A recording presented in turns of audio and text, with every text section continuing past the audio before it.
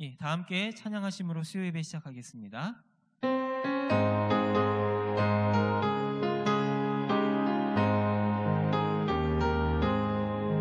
강물같이 흐르는 기쁨 성령 강림함이라. 정결한 맘 영원하도록 주의 거처 되겠네. 주님 주시는 참된 평화가 내 맘속에 넘치네. 주의 말씀에 거센 풍랑도 잠잠하게 되도다. 나의 생명 소생케 됨은 성령이 임하심이라. 모든 의심 슬픔 사라져 주의 평강 넘치네. 주님 주시는 참된 평화가 내 맘속에 넘치네. 주의 말씀에 거센 풍랑도 잠잠하게 되도다. 하늘에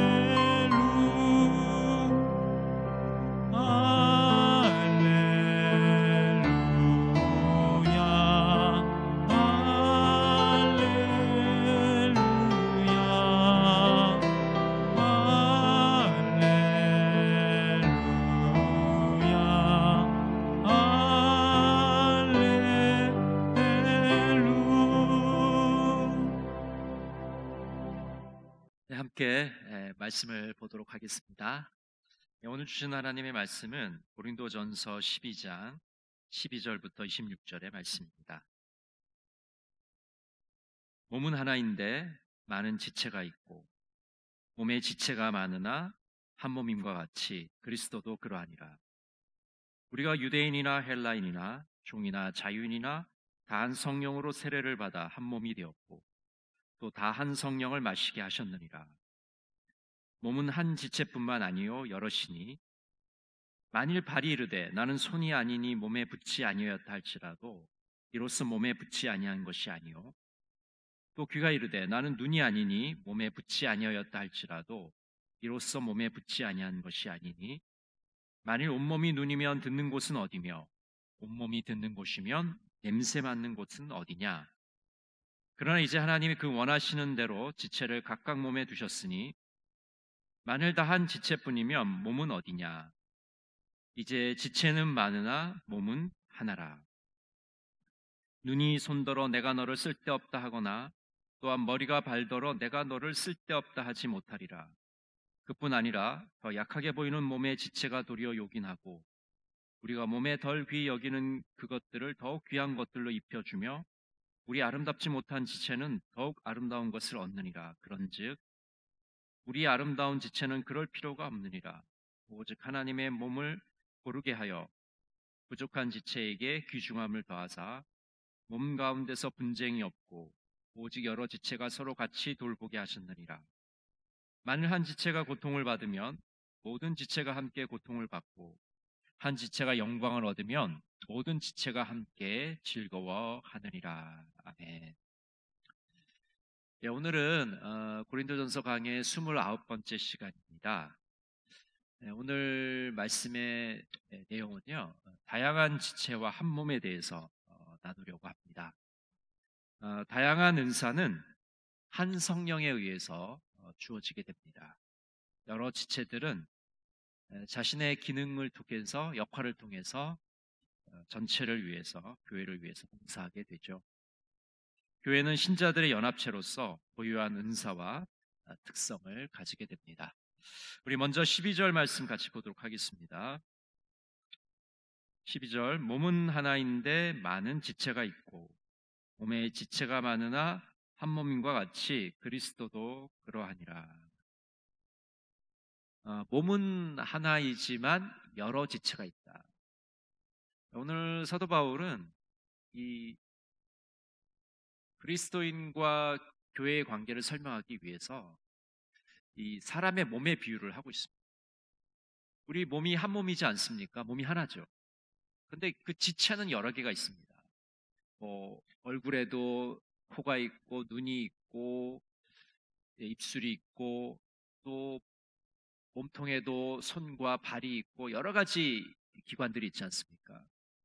그래서 이 그리스도인과 교회의 관계를 몸과 지체의 관계로 설명을 하고 있는 것이죠. 자, 13절 보겠습니다.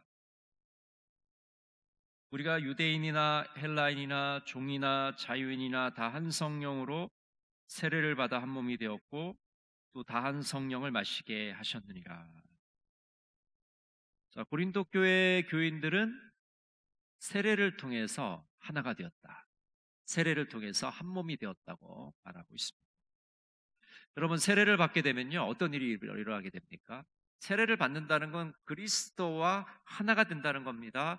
연합하게 된다는 거죠. 그리스도와 연합하게 되면 우리가 그리스도의 몸을 이루게 되고 그 몸의 지체가 되는 겁니다. 그러니까 우리 몸에 많은 기관들이 있고 지체가 있는 것처럼 우리가 세례를 받음으로 그리스도의 몸을 이루는 구성 요소가 되는 거죠. 지체가 되는 것이다 라고 오늘 사도 바울은 이야기합니다. 자, 15절 보겠습니다. 만일 발이 이르되 나는 손이 아니니 몸에 붙지 아니하였다 할지라도 이로써 몸에 붙지 아니한 것이 아니요. 자, 이런 일들을 한번 우리가 상상해 볼 수 있겠죠. 발이 손이 발보도 발한테 말하는 거죠. 야, 너는 그 밑에 있어서 정말 쓸데없는 존재야. 이 손은 얼마나 많은 일을 하니? 손이 요리도 하고 물건도 들고 일상생활 모든 것이 손이 없으면 할 수가 없어. 근데 발이 네가 하는 일이 뭐야? 그냥 가끔 뭐 움직이기나 하고 뭐 그 정도잖아. 너는 나보다 더 열등한 존재야만 이렇게 얘기한다면 말이 안 된다는 거죠. 지금 15절에서 얘기하고자 하는 것은 각 지체의 역할은 다르지만 모두 몸의 일부라는 것을 이야기하고자 합니다. 자, 16절 볼까요? 16절. 또 귀가 이르되 나는 눈이 아니니 몸에 붙지 아니하였다 할지라도 이로써 몸에 붙지 아니하는 것이 아니니. 자, 귀와 눈의 이야기를 하고 있죠. 귀와 눈이 서로 이야기하기를, 야, 너 눈은 별로 하는 일이 없는 것 같아. 나는 소리를 열심히 들어서 많은 일을 하고 있어. 아니면 눈이 귀에게 나는 보는 게 굉장히 중요한데 너는 그냥 듣기만 하잖아. 나에 비해서 너는 아무것도 안 하는 거야. 이렇게 얘기한다면 어떤 몸의 지체로서의 역할을 서로 인정하지 않는 것이 될 것입니다. 어떤 기관도 몸의 일부가 아니라고 이야기할 수 없다라는 것이죠. 이 몸은 여러 기관들이, 여러 지체가 서로 협력해서 이루는 것이기 때문에 상대편을 인정하지 않고 상대편을 존중하지 않으면 몸은 이루어질 수가 없는 것이죠. 17절, 18절 우리 같이 한번 보도록 하겠습니다. 17절, 18절입니다. 만일 온몸이 눈이면 듣는 곳은 어디며 온몸이 듣는 곳이면 냄새 맡는 곳은 어디냐? 그러나 이제 하나님이 그 원하시는 대로 지체를 각각 몸에 두셨으니. 우리 몸의 기관들, 지체들은 각자의 고유한 기능들이 있습니다. 역할들이 있어요. 눈은 눈의 역할을 하고, 귀는 귀의 역할을 하고, 입은 입의 역할을 하고, 손은 손의 역할을 하고, 발은 발의 역할을 하고. 그렇기 때문에 눈이 귀의 역할을 대신할 수가 없어요. 손이 발의 역할을 대신할 수가 없습니다. 서로의 자신이 맡은 역할, 그런 일들이 있기 때문에 이런 고유한 기능을 통해서 몸을 세워가고 한 몸의 역할을 감당하게 되는 것이죠. 그래서 결국 몸이라는 것은 이 지체가 없으면 몸의 역할을 할 수 없는 것이고 또 지체들이 모여서 몸이 되는 것이기 때문에 다른 지체들을 인정하지 않고 다른 지체들과 협력하지 않으면 몸을 이루어갈 수가 없습니다. 19절, 20절 보겠습니다. 만일 다한 지체뿐이면 몸은 어디냐? 이제 지체는 많으나 몸은 하나라. 자, 19절, 20절에서는 이 통일성과 다양성에 대해서 말씀을 해주고 있습니다. 한 몸이지만 여러 지체를 가졌다. 그리고 여러 지체가 있지만 결국은 한 몸에 속해 있다. 이게 통일성과 다양성이죠. 이 통일성과 다양성이 조화를 이루어 나가야 한다고 말하고 있습니다. 우리 몸은 여러 지체로 구성된 존재입니다. 그래서 모든 지체가 스스로 지닌 고유성과 다양성을 포기한다면 우리의 몸은 존재할 수가 없는 것이죠. 각 지체, 각 기관의 그 고유함과 그 역할을 존중하지 않으면 몸은 이루어질 수가 없습니다. 자, 22절, 23절 우리 같이 한번 볼까요? 22절, 23절입니다. 그뿐 아니라 더 약하게 보이는 몸의 지체가 도리어 요긴하고 우리가 몸에 덜 귀히 여기는 그것들을 더욱 귀한 것들로 입혀주며 우리 아름답지 못한 지체는 더욱 아름다운 것을 얻느니라. 자, 22절, 23절에 아주 중요한 얘기를 하는데요. 우리 눈에 열등해 보이는 기관들이 더 중요하다라는 이야기를 하고 있습니다. 하나님께서는 사람이 보기에 더 뛰어난 것, 사람이 보기에 뛰어나지 못한 것, 열등한 것, 이런 것들은 하나님 앞에 소용이 없다는 것이죠. 하나님은 골고루 사랑을 베풀어 주신다는 겁니다. 그래서 강한 것도 사랑하시고 약한 것도 사랑하십니다. 족한 것도 사랑하시고 부족한 것도 사랑하시는 것이죠. 하나님의 사랑은 골고루 사랑이라는 거죠. 어떤 한 대상을 편애하거나 특정하지 않으시고 골고루 사랑해 주시기 때문에 우리 역시 그리스도의 몸을 이루는 지체들이라면 다른 지체들을 존중하고 다른 지체들과 협력하고 다른 지체를 아껴주는 것이 당연한 것이죠. 자, 24절 25절 보겠습니다. 우리의 아름다운 지체는 그럴 필요가 없느니라. 오직 하나님이 몸을 고르게 하여 부족한 지체에게 귀중함을 더하사 몸 가운데서 분쟁이 없고 오직 여러 지체가 서로 같이 돌보게 하셨느니라. 자, 하나님께서는 부족하다고 생각하는 지체에게 그 부족함을 채워주십니다. 그래서 이미 족하다고 아름답다고 생각하는 지체는 채워줄 필요가 없죠.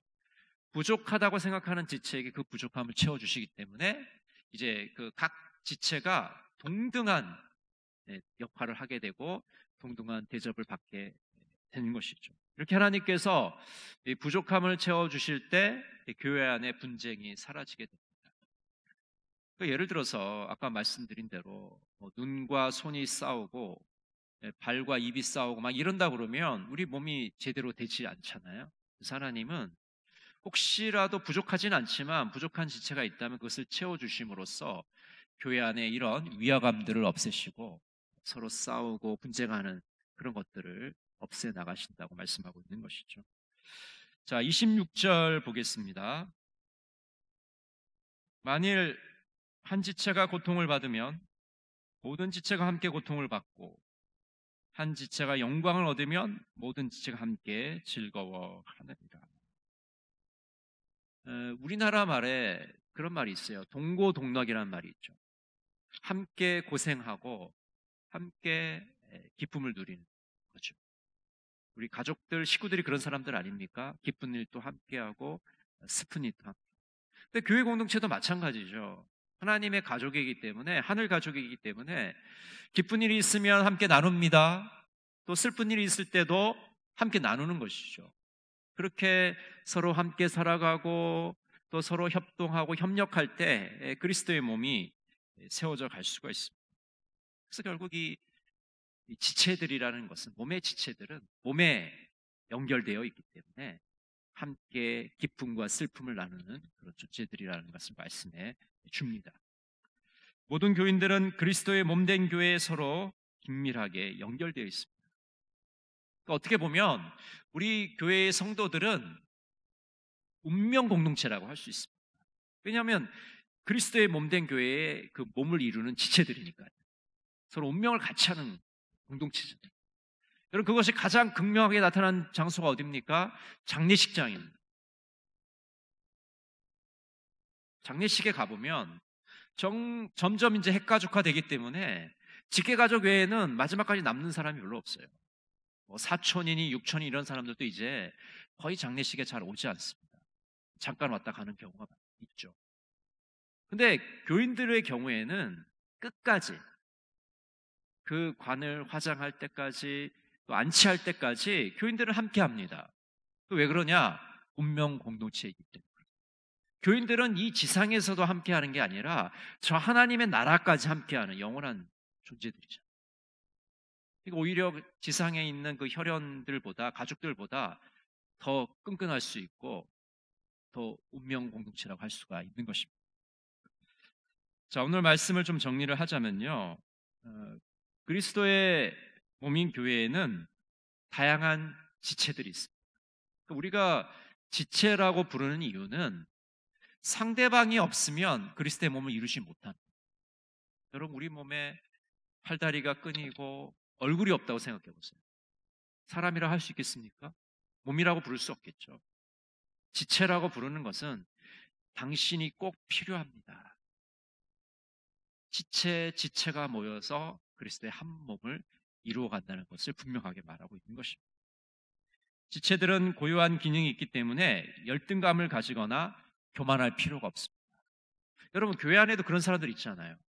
내가 사회적으로 이렇게 영향력이 있는데 교회 안에 들어서도 그 영향력을 행사하려고 합니다. 또 사회적으로 영향력이 없는 사람은 또 교회 안에서 열등감을 갖거나 위화감을 느끼기도 합니다. 근데 그럴 필요가 없다는 것이죠. 왜냐하면 그 지체 자체가 고유한 기능과 역할을 하기 때문에 그렇습니다. 손이 없으면 우리의 삶이 불편한 거죠. 다른 기관이 아무리 많아도 한 기관이 없으면 몸이 불편하거나 어려움을 겪습니다. 그렇기 때문에 더 뛰어난 기관이 있고 더 열등한 기관이 있고 그런 것이 아니라 서로 동등한 존재라는 것을 말씀해 주는 것이죠. 우리는 그리스도 안에서 한 몸이라는 것을 기억해야 됩니다. 한 성령에 의해서 우리가 그리스도의 몸으로 부르심을 받았다는 것을 늘 기억하면서 우리의 삶을 살아나가야 됩니다. 오늘도 다양한 은사를 가진 사람들이 한 몸을 이루는 지체들이라는 것을 기억하시고 그리스도 안에서 승리하시는 여러분 모두가 되시기를 간절히 바랍니다. 자, 이제 기도하도록 하겠습니다. 세 가지 기도 제목 가지고 기도하겠는데요. 첫 번째는 추석 연휴를 통해서 코로나가 확산되지 않도록 인도해 주시옵소서. 두 번째 기도 제목은요, 출타하는 성도들의 안전을 지켜 주시옵소서. 세 번째 기도는 우리 교단 총회가 이제 막을 내렸는데 하나님의 뜻을 따르는 총회가 될 수 있도록 해주십시오. 이 세 가지 기도 제목 가지고 함께 기도하도록 하겠습니다. 사랑의 하나님 아버지, 은혜를 감사합니다. 이제 추석 연휴가 얼마 남지 않았습니다. 이번 추석 연휴를 통해서 코로나가 확산되지 않도록 주님 인도하여 주시옵소서. 많은 국민들이 이동을 하게 됩니다. 아버지 하나님, 전국 곳곳으로 코로나가 확산되지 않도록 인도해 주시옵시고 이 고비를, 이 위기를 잘 극복해 나갈 수 있도록 인도하여 주시옵소서. 또 출타하는 성도들이 있습니다. 보행하는 성도들이 있습니다. 주님, 그들의 발걸음을 인도해 주시고 안전하게 아버지 볼일을 보고 돌아올 수 있도록 하나님께서 은혜를 내려주시기를 간절히 원합니다. 우리 성도들의 가는 길과 오는 길을 지켜주시고 건강을 지켜보호하여 주시옵소서. 사랑의 하나님, 교단 총회가 막을 내렸습니다. 아버지 하나님, 우리 교단이 정말 하나님의 뜻을 따르는 교단이 되기를 원합니다. 하나님의 기쁨이 되며 세상 사람들에게 소망을 주는 그런 교단으로 설 수 있도록 주님께서 인도하여 주십시오. 교단에 속한 지교회들이 하나님의 뜻대로 하나님을 기쁘시게 하며 하나님께 영광돌린 교회들이 될 수 있도록 주님께서 역사해 주시고 인도하여 주시옵소서. 다양한 은사를 가진 성도들이 그리스도의 몸 안에서 서로의 지체됨을 고백하게 해 주시옵시고 서로 존중하며 서로 인정하며 서로 도와주며 서로 돌보며 아버지 협력하는 관계로 설 수 있도록 인도해 주셔서 그리스도의 몸된 교회를 세워갈 수 있도록 인도해 주시옵소서. 주님, 역사해 주시옵소서. 함께하여 주옵소서.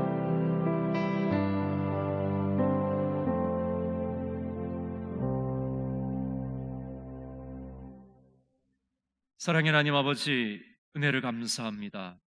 또 수요 예배를 드리게 하시고 또 저희 성도들 이 시간을 기억하게 하시니 감사를 드립니다. 어느 곳에 있든지 저희들 아버지 하나님을 기억하게 해 주시옵시고 오늘 주신 말씀을 마음속에 새길 수 있도록 도와주시옵시고 이 땅을 위하여, 이 백성을 위하여 기도할 수 있는 자들이 되게 하여 주옵소서. 예수님의 이름으로 기도드립니다. 아멘. 지금은 주 예수 그리스도의 은혜와 하나님의 놀라우신 사랑과 성령의 교통하심과 인도하심이 우리에게 은사를 왜 주셨는지, 왜 우리를 지체로 부르셨는지를 깨닫고 하나님께 영광 돌리기를 원하시는 동강의 모든 성도들 머리 위에 가정 위에 지금부터 영원토록 함께 하시기를 간절히 축원하옵나이다. 아멘.